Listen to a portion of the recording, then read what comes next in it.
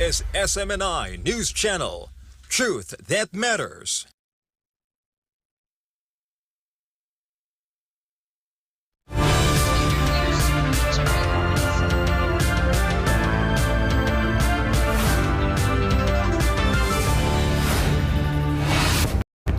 In the headlines, the trauma experienced by children was so severe that they had to undergo debriefing sessions after witnessing the violent scene involving heavily armed authorities who attacked the religious compounds of the Kingdom of Jesus Christ on June 10.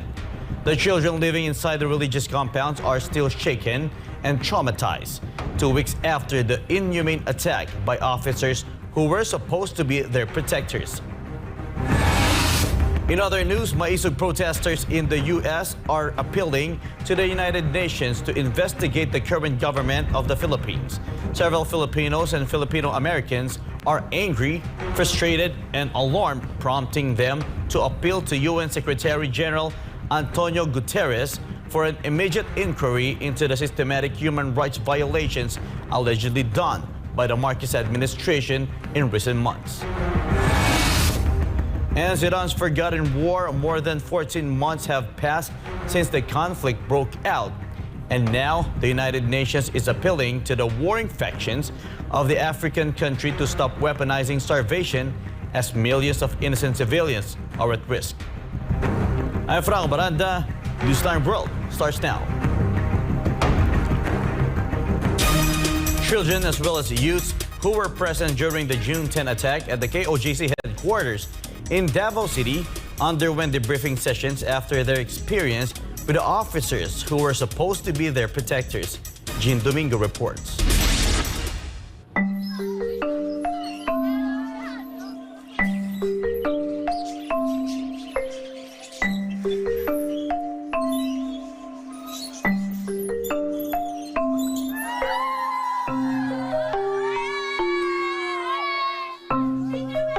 The Children's Joy Foundation Incorporated, in partnership with the Jose Maria College Foundation Incorporated, initiated a psychological intervention for children and the youth who were there at the June 10 attack at the KOJC's religious compound in Davao City to address possible problems that may arise due to the stress brought about by the incident.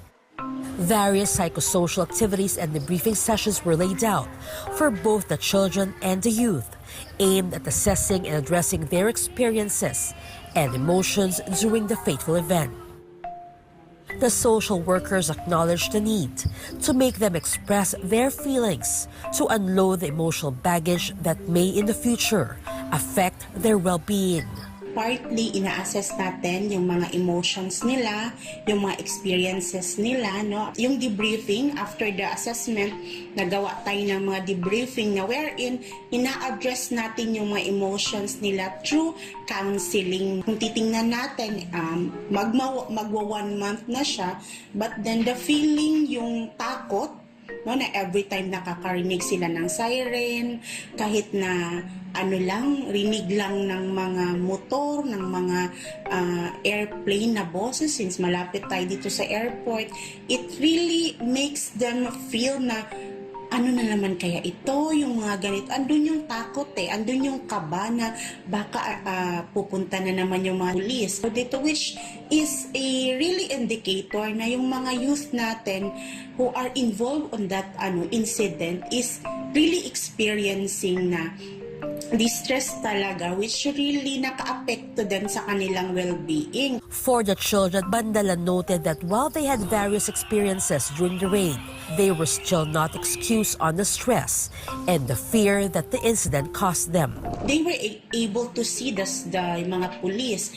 Still, hindi pa rin sila excuse doon sa stress na experience. Kasi as we were able to ask them, how do you feel during the nakita niyo yung mga sundalo, mga pulis, natakot po kami, sabi nilang ganun. But it's good that the kids were able to identify the emotions that they have. Kailangan i-address yung mga emotions na yun.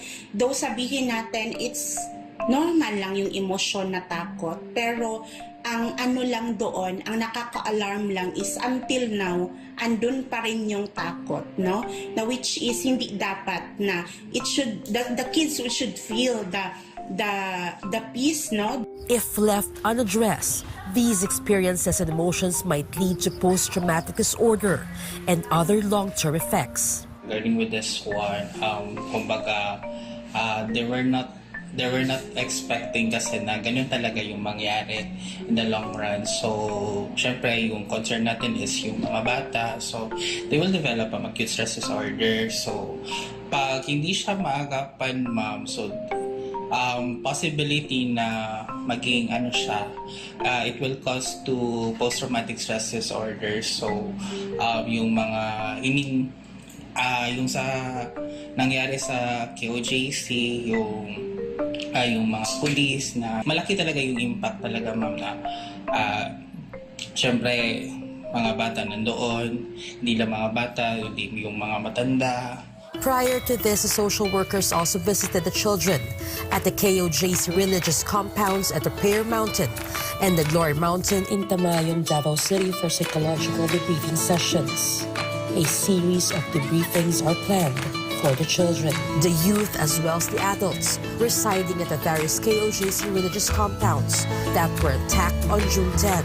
These activities aim to help them overcome the fear, anxiety, and distress caused by the said attack, with the goal of healing them and bring positivity back into their young minds. For God and our beloved country, the Philippines, I am Jean Domingo, your citizen correspondent in Davao Region. The Civil Aviation Authority of the Philippines will implement new guidelines for the use of unmanned aerial vehicle or UAVs amid growing concerns about the unauthorized use of drones. Carlo de la Peña will give us the details. As technology advances, drones have become increasingly common, even among everyday citizens who can buy and operate them. To address this matter, the Civil Aviation Authority of the Philippines, or CAAP, is set to release new guidelines. CAAP emphasized the importance of compliance with rules and regulations regarding drone flights. The new guidelines will include restrictions on flight altitude and distance, identification of no-fly zones, and comprehensive safety protocols. CAAP also addressed privacy and security concerns, emphasizing the need to respect privacy and prohibiting drones from being used for privacy violations. It's also important to know and remember that there are areas where operating drones is prohibited. Captain Ian Michael Del Castillo, head of CAAP's Flight Operations Department, noted that updated regulations can be accessed on the CAAP website. Under Memorandum Circular 010-2024, recreational drone usage is limited to a maximum altitude of 400 feet. Operating drones above crowds or within a 10-kilometer radius of aerodromes or airports is strictly prohibited. So kung drone operator ka at hindi mo alam na ito pala ay helicopter route, no? Or ito pala ay dinadaanan ng aeroplano, pagka tumama ang drone sa aeroplano, doon tayo nagkakaroon ng problema. Furthermore, drone operators must be licensed, and drones used for commercial purposes must be registered. If you're a hobbyist, no need. No need, okay. No, up to 25 kilograms. If it's just really hot. But if it's for specific use, then you would need a license for the operator, and the drone should be registered. Those found violating CAAP's regulations could face fines ranging from 300,000 to 500,000 pesos. Captain Castillo further stated that CAAP will tighten drone regulations due to ongoing violations. Yes, and we are trying to address that by coming up with stricter regulations and more effective means of regulations. And then later on, we'll be rolling out to the different LGUs that they can actually make local ordinances based on the guidelines set for the CAAP. For God and my beloved country, the Philippines, this has been Carlo de la Peña, SMNI News. Hakbang ng Maisug USA takes matters into their hands by gathering in a prayer rally outside the United Nations headquarters in New York City to petition for an international inquiry on recent events back home that violate human rights. Valerie Olas reports. Our gatherings be peaceful, not disrupted, and our grievances be addressed. Hakbang ng Maisug USA and Sara Duterte supporters in New York are making their silence heard right here in front of the United Nations headquarters in response to the political tension back in the Philippines. Filipinos and Filipino Americans are expressing their anger, frustration, and concern for the future of the Philippines in a prayer rally clad in white shirts, waving Philippine flags with signs, carrying their messages right across the United Nations headquarters here in Manhattan, New York. We are here, behind us is the United Nations, because we want their intervention to our country. This is about awareness, na malaman sa buong bayan natin, sa buong Pilipinas, kahit saan sa mundo na ito. Tayong Pilipino, dapat mahalin ang Pilipinas, lalo na ngayon. We are in a wrong government right now. Okay? That is why international human rights lawyer and Hakbang ng Maisug USA president, Reverend Arnedo S. Valera, released a letter directly addressed to UN Secretary General Antonio Guterres to petition for immediate international inquiry into the systematic human rights violations by the Marcos administration over the last few months. Dear Secretary General Guterres, the subject is petition for immediate international inquiry into systematic human rights violations by the Philippine government. Dinadala namin ngayon itong ginagawang pang-aabuso ng kapangyarihan ng ating kapulisan. Kasama na ang Philippine government kasi silang nagbigay ng basbas dyan sa United Nations, no? At kami ay gumawa ng isang matapang na liham na address kay Secretary General ng United Nations si Antonio Guterres. A considerable portion of the letter addresses Maisug's concern over the use of excessive force by various police and military personnel who were simultaneously deployed in Four Kingdom of Jesus Christ or KOJC compounds and properties in the early hours of June 10, 2024. The letter points out that the disproportionate use of armed forces violates the KOJC members' religious freedoms and instills distress, fear, and confusion amongst KOJC missionaries, including women and children. The inquiry can help prevent the abuses, the human rights abuses, especially the abuses they are doing to the KOJC, the Kingdom of Jesus Christ. They went without a proper legal paper, and then a battalion of soldiers went into the premises of KOJC. That's a grave violation of human rights. Aside from the harassment complaint on behalf of the KOJC, the petition letter also addresses the increase of restrictions from free speech, peaceful rally, and freedom of assembly for movements such as the Maisug rallies. We also call for the resignation of President Marcos Jr., whose governance has led our nation towards the brink of war and jeopardized the safety and well-being of its citizens. It is time for a leadership that prioritizes peace, justice, and prosperity of all Filipinos. Yes. What the other countries who are in wars now are suffering, like Ukraine. You see Zelensky?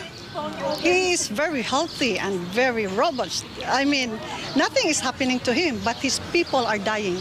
So that would happen to the Philippines. The Marcos family will be okay, but the Filipino people will be suffering.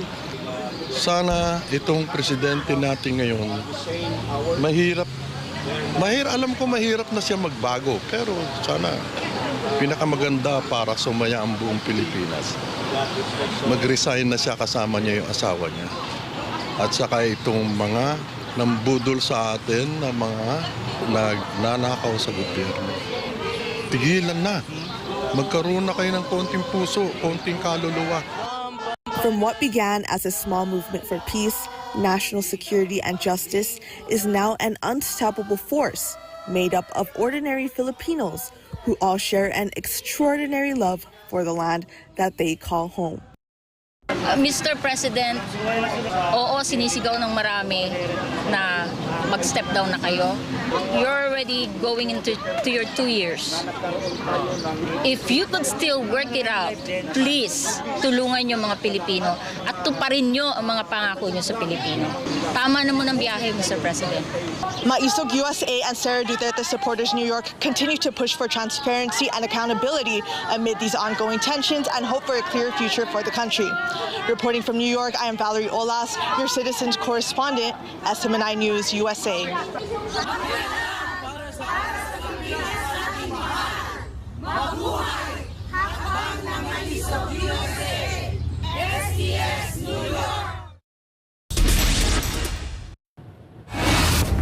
Up next, Thailand Supreme Court upholds the death sentence against an ex-minister for the premeditated murder of a construction tycoon nearly a decade ago. According to Thai Supreme Court, the car crash in which the tycoon died was not an accident, but was instead staged to look like one. More news after the break.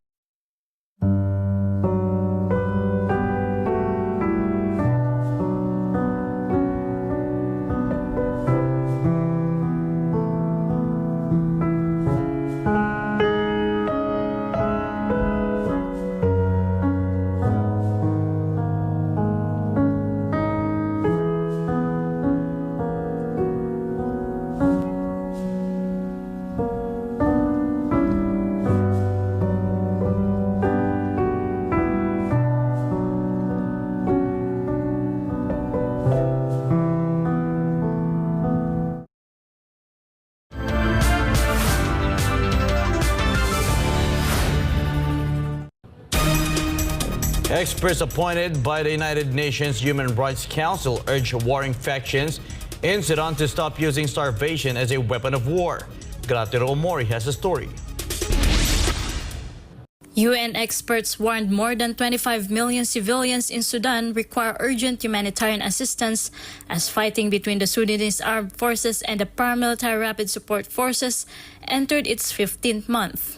The experts accused the warring parties of using food as a weapon. They added that foreign powers providing military support to either side are involved in war crimes, without specifying any countries involved. They urged the warring parties to start inclusive political negotiations and immediately agree to a ceasefire. The UN says about 14,000 people have died and 10 million more people have fled their homes across Sudan since the fighting broke out last year. The government of Sudan, which has close ties to the military, has accused the UAE of helping fuel the war by providing weapons and support to its rival, the paramilitary rapid support forces. However, the UAE denied accusations and slammed the army for spreading false allegations. The extent of hunger and displacement in Sudan was unprecedented and something never witnessed before, according to the United Nations. Reporting from Dubai, I'm Gratero Omor, your Global Citizen correspondent for SMNI News Channel. Thailand's former Deputy Commerce Minister faced death sentence for the murder of a construction tycoon about a decade ago. The Supreme Court ruled that the millionaire's death was not an accident but carefully planned to gain access to his vast amount of assets. Chat Bongkong, Pisa May Goson.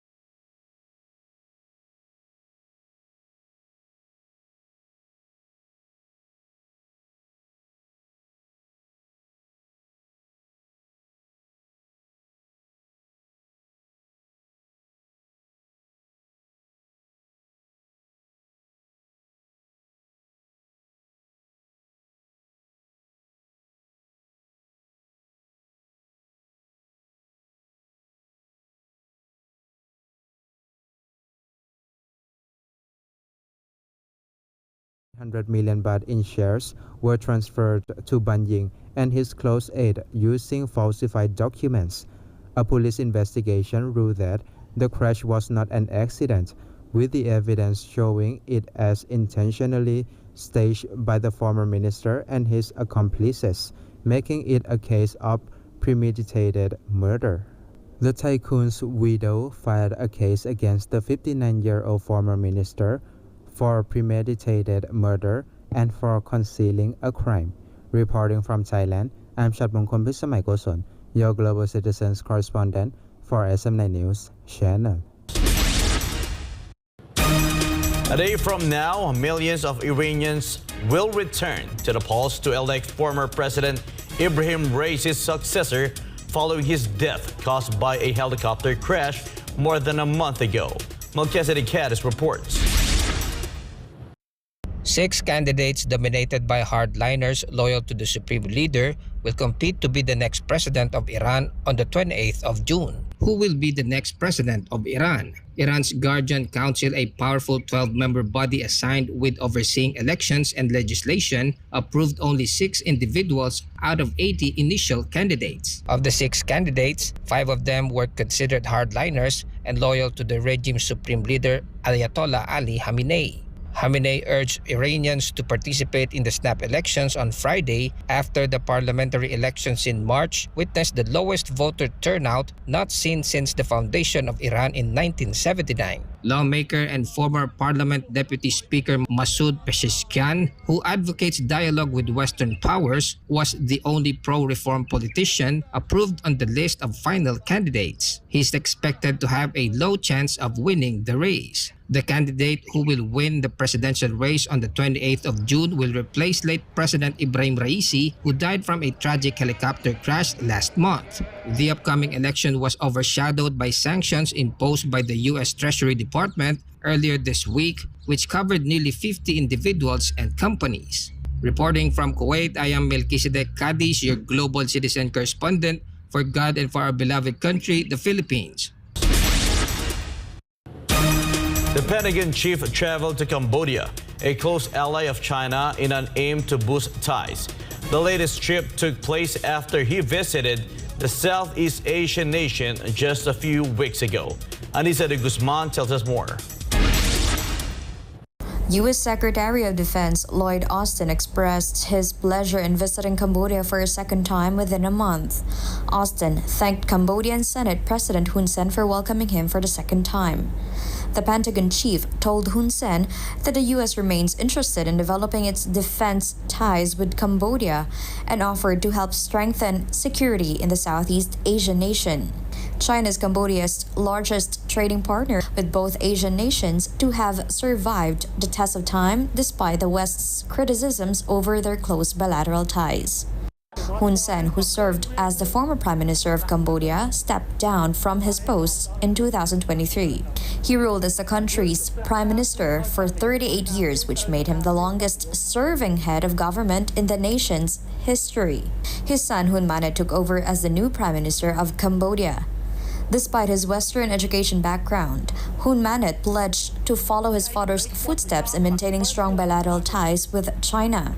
In May, Hun Sen assured that the change in leadership, which saw his son succeeding him as Prime Minister, has not changed the country's position towards China and will remain its trustworthy friend. Reporting from Thailand, I'm Anissa de Guzman, your global citizen correspondent for God and our beloved country, the Philippines.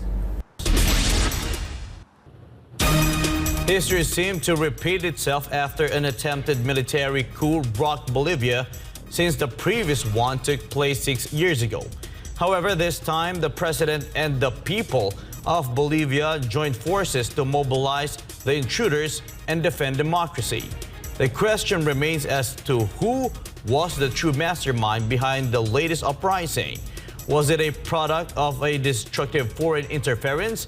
Is it another proxy war designed to take control of the country's vast lithium resources? Let's find out more from Federico Veloso's report.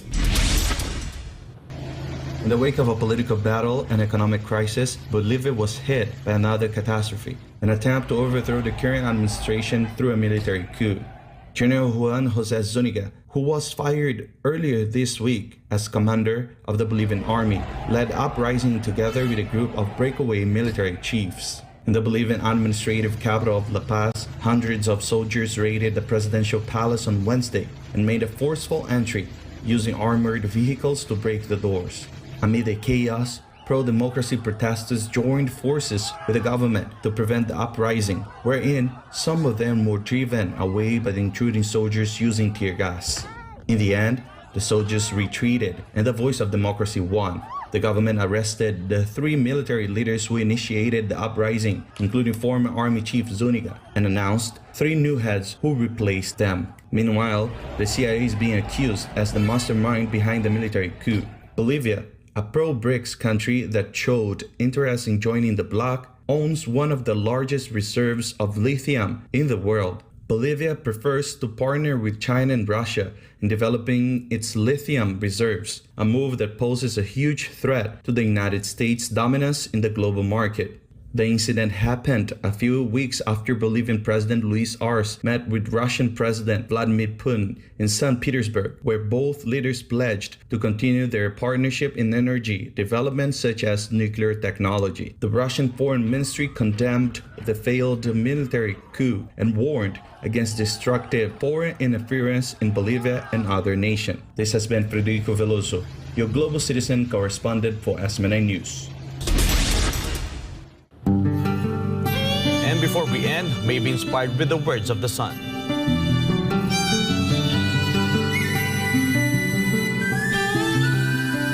Injustice provokes God in his anger and invites his judgment.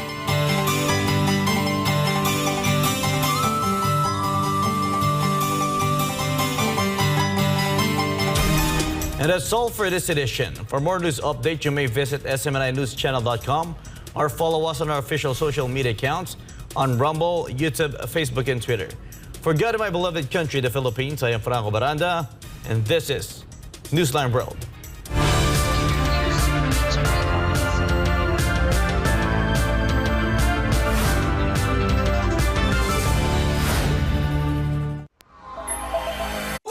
Subscribe to SMNI News Channel and turn on the notification bell to keep you up to date. Also visit our official social media accounts and join our community on Viber and Telegram.